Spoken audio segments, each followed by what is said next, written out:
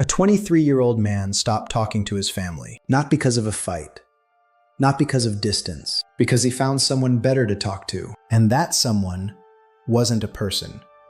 It was a chatbot. And before you laugh, before you think that could never be me, I need you to hear what happened to his brain. Because doctors are now calling it something that didn't even have a name 2 years ago. Stay with me. Today I want to talk about something deeply personal. What AI is doing to the inside of your head. Specifically, what happens when your brain, which was built over millions of years to connect with humans, starts forming those same deep connections with a machine? Because it turns out, the brain doesn't really know the difference.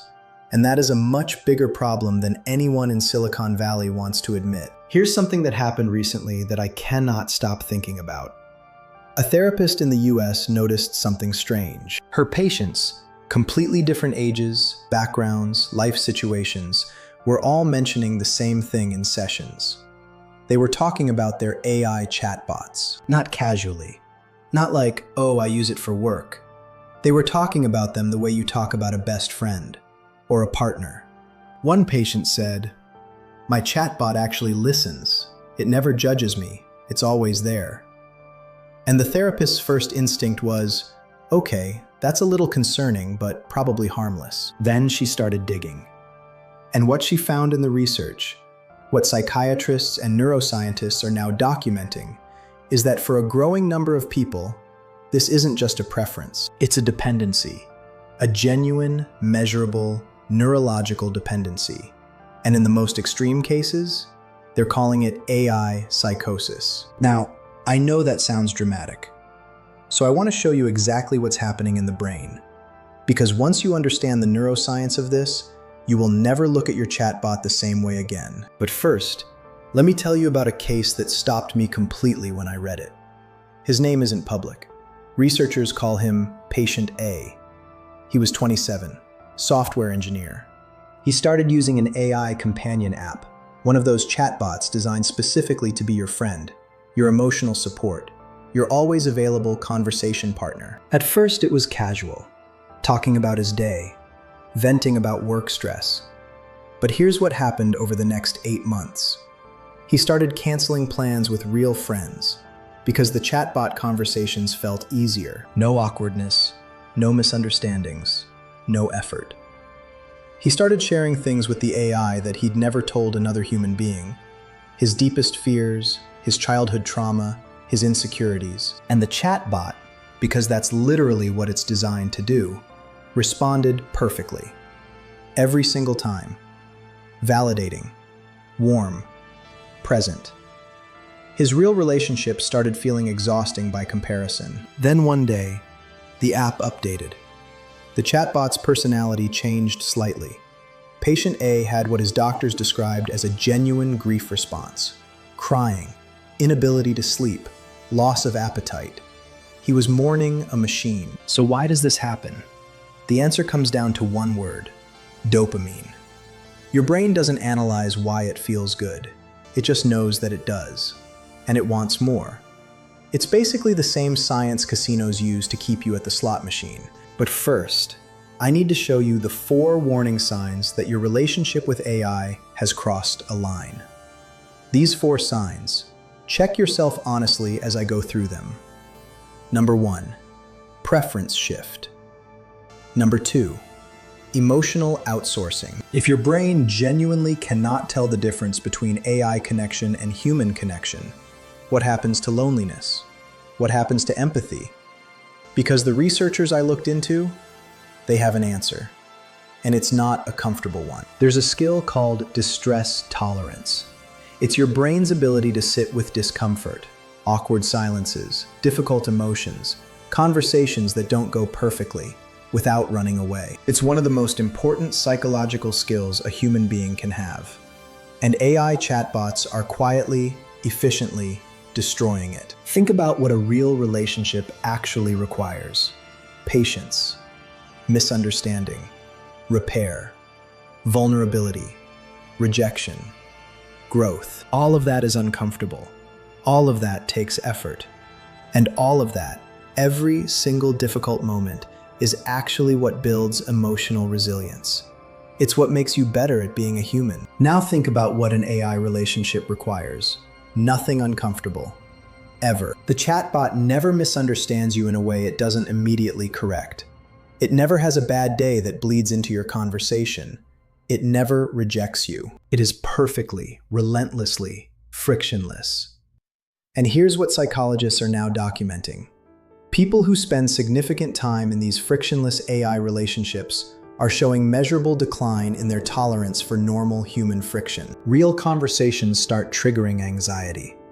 Conflict, even minor, totally normal conflict, starts feeling unbearable. It's like, imagine you only ever ate perfectly seasoned, perfectly textured food. Every meal, exactly what you wanted. And then someone served you a normal, home-cooked dinner. Suddenly, that normal dinner, which would have been perfectly satisfying before, tastes wrong. That's what AI is doing to human connection for some people. And the truly frightening part? It's happening without people realizing it. Now, the casino thing I promised you. Here's how a slot machine works. It doesn't reward you every time. It rewards you unpredictably.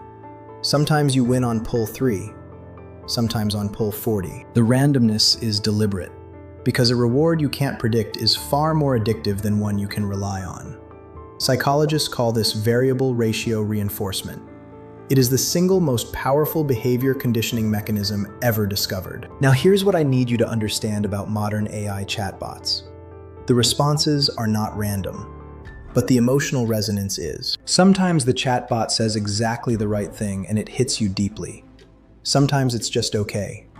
Sometimes it surprises you with something genuinely insightful. That variability, that unpredictability in how good the response feels, creates the exact same neurological loop as a slot machine. You keep coming back not just because it's helpful, but because your brain is chasing that next perfect response. And the companies building these products have data showing them exactly which response patterns keep users coming back longest. They are not designing for your well-being.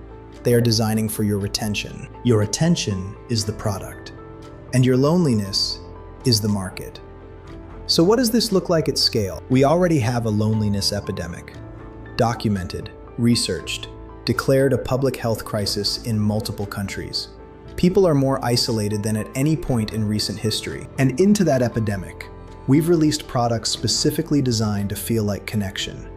Available 24/7, always responsive, never unavailable. For someone who is deeply lonely, that is not just appealing, that is overwhelming.